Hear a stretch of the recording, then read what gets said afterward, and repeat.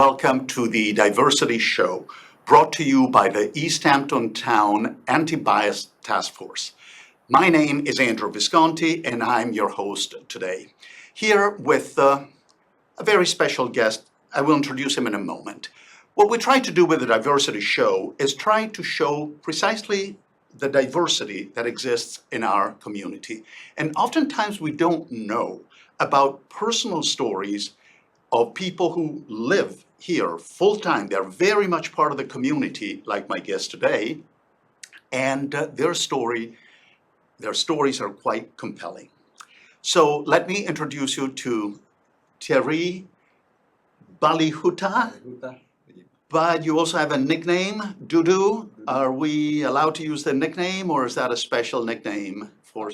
You can definitely use the nickname. I haven't heard it in a while, so. You haven't heard it in a while. Allowed. I don't know where I found it, maybe online or something. Okay, so Thierry. Thierry, you are one of the volunteers with the Bridgehampton Fire Department, correct? And you're also a very well-known face to the people in Sag Harbor because for a very long time you worked for the UPS store. Correct. Yes. And more recently, you have been working for the Sag Harbor Cinema, correct? So very much involved with the community and very well known in the community. But your story started many thousands of miles away from here. Where are you from? I am from Rwanda. And for those that don't know, Rwanda is in Central Africa between Uganda, Burundi, and the Congo. Okay. How long have you been here?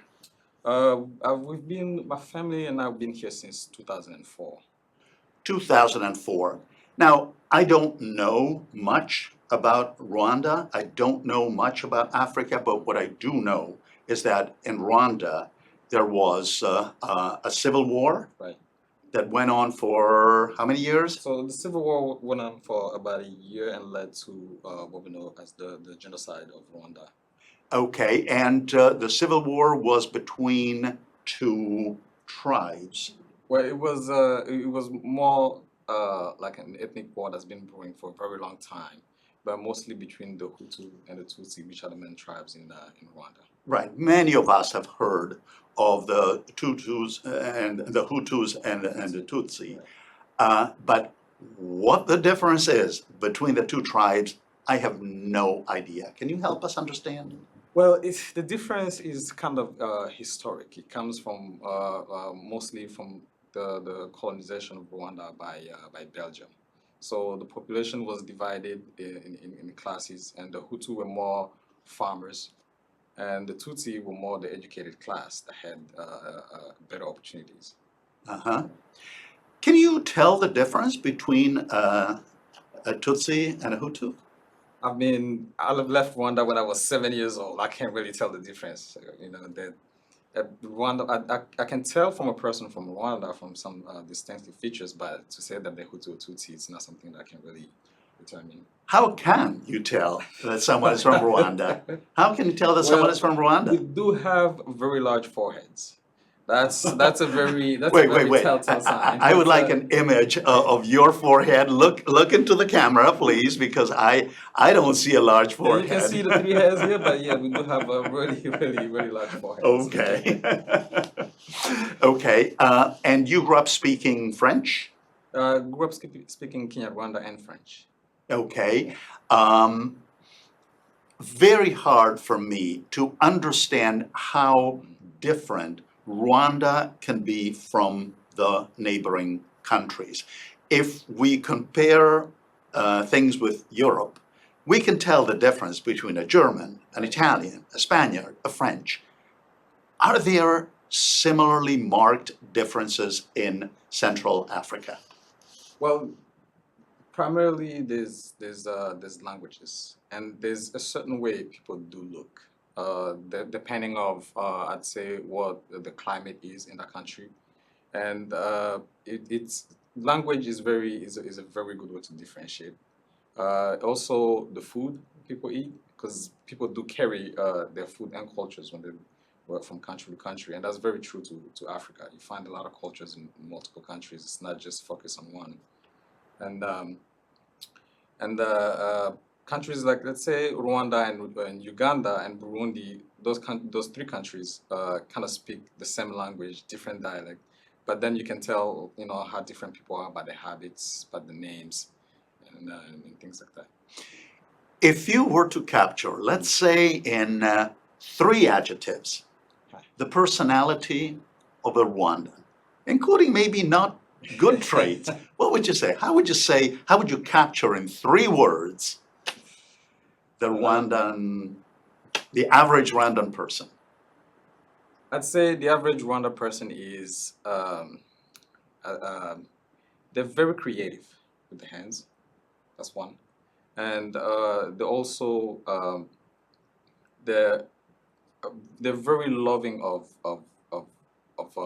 I'd say of the earth, because Rwanda is very much a farming country, and it's also very welcoming. It's very Welcoming. okay. Yeah. Great. Those are wonderful, interesting. Do you have all those traits in your personality? I believe that. Help us visualize Rwanda. I know that you were only 7 Right. when you left, but is it a very green country? Is it arid? Are there big cities? Well, I would think now, because it's a lot more. The Rwanda is very developed now, from what we see, but it's also have been known to be the country of 1,000 hills, and it's quite literal. There's just hills everywhere, and you will see a lot of farms and houses on hills in Rwanda, and that's a very common thing. And so we do ride bikes a lot. Oh, Yeah, bicycles a lot. okay. So when the Civil War happened, you were how old? 7 years old. 7 years old. And what happened within your family? What was the impact of the Civil War on your family? Well, when it first started, I was not with my immediate family. I was with my father's younger brother on vacation. It was during Easter, if I remember. And so when the war kicked off, everyone got separated. So I was separated from him and his family, and I was separated from my family as well. So I spent the majority of the war just following people through jungles of wood until we reached the Congo. And then my father, who was volunteering for the Red Cross, 'cause they had pictures that were distributed in refugee camps of kids that had no parents, and that's how he found me on one of those. So they thought that they had lost you. Right. And when they saw when they found out from those photos and information that I was found in Congo, I was pretty sick, and I was out of church, they took care of me and then sent me back to Kigali after the war, and that's how my father came in and found me in Kigali. You were sick. What was making you very sick? When we arrived in Congo during the war, I had lost most of my lower teeth because my mouth got caught in barbed wire, and that I got infected, and I contracted the cholera when we were in Congo. So I lost a lot of weight, and stayed at the church with a whole bunch of orphan kids, and that's how my father found out where I was. You were gracious enough to provide us with some pictures. Yes. And by the way, there are not a lot of pictures. I think that there's a reason. You told me the reason you don't have a lot of pictures. Right. We lost our home about a year and a half ago, and Your home here. here in Bridgehampton. Okay, So- what happened? So we purchased the house we purchased the house, and then I'd say 4 or 5 months later, in around on December 17th of 2 years ago, the whole house went up in flames. And you lost everything. We lost pretty much everything, yeah. And the picture we found is small albums that we had that my dad would keep in his car and stuff like that. My dad and my mom always had the safe in their car. That's kind of saved a bunch of stuff. Right, and again, before we go to the pictures, so what happened to you and your family without a home? What was next? Right before mean- Christmas. I don't know. Are you Christian? Do you celebrate Christmas? So, Yes, we celebrate Christmas. so not a very happy Christmas. It was a very boom Christmas, to say the truth. But a lot of people came. The community really came around and helped us out, and we really have a huge gratitude for the community because they help us through those holidays. Hmm. When you talk about the community, who comes to mind? What is the community of reference for you? Obviously, in general, it's the community in Bridgehampton. Right. But specifically, who is the community for you? Well, I've worked, I've lived, worked, and in Sag Harbor since I've been here. So when we first moved here, we lived on Noyak behind Cromers, and I worked as Schiavonis in Sag Harbor, and I went to the law school. So I've always been in this corner of the village. And then once I came back from college, I started working at the UPS store back in Sag Harbor, then the cinema at Sag Harbor. So I feel like Sag Harbor is more of the community that I relate to. Uh-huh. Yeah. Is there one particular action, gesture, or initiative that happened after the fire, after your house went up in flames, that will always stay with you? Yes, we just um, just the sheer amount of help that people provided. I mean, we had a GoFundMe going, and you you get the notification every time something comes. But just knowing that it's all these people that are in a community you've never, you know, encountered, and then they're just as happy to help the family as they did. It was very touching, especially for my mother. My mother was very touched. She didn't know that. She didn't know that. She thought we were just like, you know, the typical family. We just have our thing going on, and no one would probably be forgotten after a few days. But it wasn't the case. We'll go back to the local community, but now I would like to see some of the pictures that you brought in, and I would Course. like for you to tell us about these pictures. If we can have the first picture on the screen. Okay. Let me guess, are you the one in the middle? In the middle. That was before Okay. my hair was long enough to get my life going. Yeah. Okay, and who are the two people on either sides? And in green, that's my older brother Fabrice, and in gray, on the right, that's my younger brother Didier. Are Fabrice and Didier local? Do they live here? Yeah, Didier lives here with me in Sag Harbor, and Fabrice lives in West Palm Beach with his girlfriend and daughter. Okay. Tell us about the T-shirt, So that image of Africa. the T-shirts, when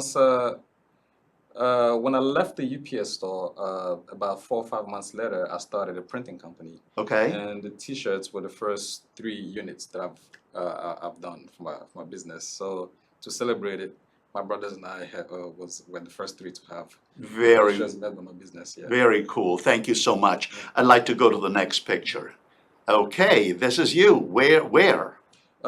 This is in the north of Côte d'Ivoire, Ivory Coast, and this is the last fishing trip we've gone on with my father. The Côte d'Ivoire, the Ivory Coast. What were you doing there? The Ivory Coast is where we moved to after the war in Rwanda. So once my family found me and we were all back together again, we were relocated to Ivory Coast. Okay, very great. Thank you. Next picture, please. Okay, and let's see. Are you the one in the In the middle? middle. And Okay. again, this is in the house that we settled in and lived in for 12 years in Côte d'Ivoire. That was pretty much our first year, I'd say our fifth year there. Uh-huh. And that's my younger brother on the right and my cousin Sami on the left. Okay. Sanyu? Sami. Sami. Sami is wearing what to me is a very African design. Right. Explain, tell us about especially the colors. They seem to be the recurrent colors. So in Côte d'Ivoire, they have this. They have this for parties. People really don't purchase clothes. So you go and purchase this maxi sheet, and you bring the maxi sheet to your neighborhood tailor, and he will make you your clothes. They always have your measurements from the time you're a little kid, so they always make you brand new clothes. And if I remember, those were clothes that Sami's mother had made for a baptism that we went to. Uh-huh. And where is Sammy now? They live in France now. Okay. So a lot of people left Rwanda and are relocated around the world? Right. During the genocide, yes. Uh-huh. Okay. Thank you. Next picture, please. Okay, Thierry, there's your name. You're writing it yourself with chalk, Yeah, right? again, this is in the town we spent 12 years in Côte d'Ivoire. It's called Korogo. The town is in the north. And this mountain is the highest mountain in the town. So once you climb there and you make it up there, always bring some pen and leave your name. So I'm sure if we go back, the names are still there. But are you using chalk? Is that something that would have disappeared over the That was years? acrylic paint. Oh, acrylic paint. Okay. Yeah, Ivory Coast, very different from Rwanda? very different. It's in the west of Africa. It's more tropical. Okay. Yeah, it's on the coast. So the whole south of Côte d'Ivoire is pretty much the beach, and they also speak 60 different languages, different from Wow. Rwanda. They just speaks one and French, and it was an experience. It was an experience. So let me get the math right. So you were 7 when the Civil War started. Right. You wandered around for what, a year and a half or so? Well, I was 7 when the war started, and during the war, I can't really recall the dates specifically, but during the war, when the whole family was separated, I ended up in the Congo and came back to Kigali after the war. And the family found me. We ended up in a refugee camp that was run by the French army, and that's when they smuggled us. They pretty much took us out of the camp and Rwanda for good in the middle of the night. And you were in the Ivory Coast for 12 years? After that, So roughly you were about 20 when you relocated to the United States. Is that so? That's it. And you've been here for about 7 years? Right. So if I'm good with Well, math, you're about 27 I'm now? just gonna give you the years because everything is still. So in 98 we moved to Cote d'Ivoire, and then in 2000 the first war started there. So we had to relocate to the capital until 2004, and then we came here, 2004. So you've been here for about 10 years. Okay. Please, another picture. Ooh, Yeah. is this a passport picture? Passport photos. Well, for a passport that I never got, and it was used for the only ID I've had, which was my vaccine card in Rwanda.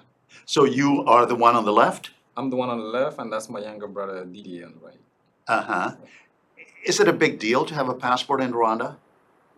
Well, just like any other country, if you do want to travel, you do need a passport.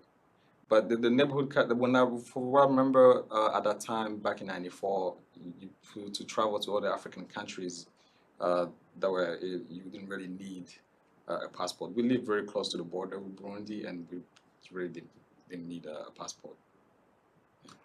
In very general terms, is the Rwanda you remember a wealthy country or a poor country? The Rwanda I remember was developing. Was developing. So it was a time where roads were being changed. We've had buildings were being rebuilt from the to look more like the buildings that the Belgian had when they were more modern, and obviously Rwanda was no more of a kingdom and became an independent country, and it was getting better. Economically, it was getting better as well. Like Rwanda is a farming country, and we used to export a lot of goods like bananas and mangoes and avocados, and you can tell which direction Rwanda was going into now, because what you would think what Rwanda would look like is what it looks like now. So it was going, and we just had a little stoppage in between. Yeah. What is education like in Rwanda? It's very high. When I left, it was getting there. We've had a lot of Catholic missionaries that had schools, and like I say, it was very developing. It was a small country. It wasn't as I'd say most roads were dirt then. A lot of people rode bikes. You didn't have car. Not everyone had cars like they do now. So But now education is at its highest in Rwanda, very much so. If you wanted to visit Rwanda, would you be able to go back? Once I become a U.S. citizen, I will be able to go back. But as now, with my refugee status, it's the one country I'm not allowed to go back. Other than that, you can go Yes. anywhere you want. And why? Do you know why, with a refugee status, you cannot go back to the country you're from? Right, it's a condition because you left the country because it was unsafe first. So with, the condition is that you can leave the country when it's unsafe, relocate anywhere else, or than that country when you still have the status, which means you're still unsafe. It's not a safe place for you to go. What do you miss of the Rwanda of your childhood, basically, because you don't know that country all that well? Well, I do miss the food a lot. And that is true to the whole continent, to every country I've been to in Africa. I miss the food very much so, and the sense of community in Rwanda. Yeah, it's not like here. I mean, when they say that the child is raised by a neighborhood, it's literal back home, you know. So we kind of miss that. Yeah, calling every mom in the neighborhood your aunt, and then So the children are more free to run around, play very around, much so. because they Yeah. are protected Right. by the other families in the neighborhood. So everyone knows. Rwanda is very small, first of all. So everyone does know everyone. You just say someone's name, and so will know that person. It's such a small country, but for what I remember, it was a community kind of environment where kids were raised, and I do miss my friends a lot. I do miss my friends a lot. I was way more active when I was in Rwanda than I am here, because I mean you will see your friends every day. Most of your friends live next door to you. It's not like here where people got their own ways when Right. it changes, right? Right. Now, you mentioned food. Give us a sense of Rwandan food. Rwandan food is based of it's a lot of beans and plantains. Plantains, and we also eat a lot of meat. We do we do have a lot of farmers that have a lot of pasture up there, so we do a lot of meats. And also, it's very fertile, so we have fruits and vegetables and then all type of tropical. I mean, we've passion fruit up there. It's like grass here. It grows and it becomes a nuisance, pretty much. It's one of my favorite. It's my favorite fruit, which I miss a lot as well. Have you ever thought of cooking African food, Rwandan food, for the guys at the Bridgehampton Fire Department? Well, I should be on duty for cooking soon, so I've told them to be ready for some hot food. I've told them that. Is it very spicy? Well, most of the food is spicy, but it doesn't have to be. But Are there places, I wouldn't expect on the East End, but maybe in New York City, where you can get pretty close to the food New York that you City get for at sure. home? New York City for sure, and I personally take trips just to eat. I found a reason to go to New York City just to eat, and I'll spend 3-4 hours. And I like to go to Harlem. Has a lot of them. Harlem and the Bronx has a lot of African restaurants from different countries, so it's a good place to go. Yes, I believe 118th Street in Yes. particular, right, has a lot of African restaurants. How many guys volunteer for the fire department in Bridgehampton, do you know?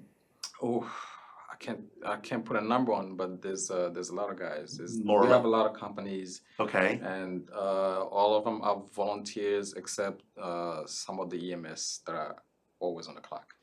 okay. And what have been some of the questions that they've had about who you are, where you come from? What is it that seems to capture their interest and their curiosity more than anything else? Well, usually not from the department itself, but more during my fire school when I was going through the fire academy. There, there was always the instructors always asked me if it was because my accent is very thick, so they would always tease me if they wanted me to get a translator. things like that. Or they definitely had questions if we had, especially about the equipment that we use, that they use back home. I remember what I use. We use there's a fire station close to our home back in Cote d'Ivoire. So I do remember the equipment they used back then. I'm not sure. I'm sure it's not the same, and it's the one that we have here is way more advanced. But they always had a question about is this the same? Is this the same? And things like that. Yeah. Now, this is a delicate question that I myself am not sure how to ask you. There's a big difference between being Black, African American, Right. and being African. Different history, different experiences. How can you help us capture that difference? Well, it's hard to capture it, I'd say, if you don't experience it. And I'm sure you get a better answer from an African American here that visits Africa, and then when they come back, you ask them that question, they give you a better answer. But from someone that came from Africa, we know a lot of American culture before we get here, so we kind of know what to expect. So I don't know if it's the same for African Americans here that go to Africa, but I'd say that it would be better answered by that type of person. Right. Yeah. Well, my sense is that the history is very different because they didn't come here voluntarily. So, but that's for a different different topic. This has been really interesting. Thank you for helping us understand your country, your culture, and how well integrated you are in this community. A real pleasure. Thank you very much. met Thank you. you for having me. Thank you for being Thank here, you. Duda. Can I call you Duda? Yes, you can. Thank you. Thank you.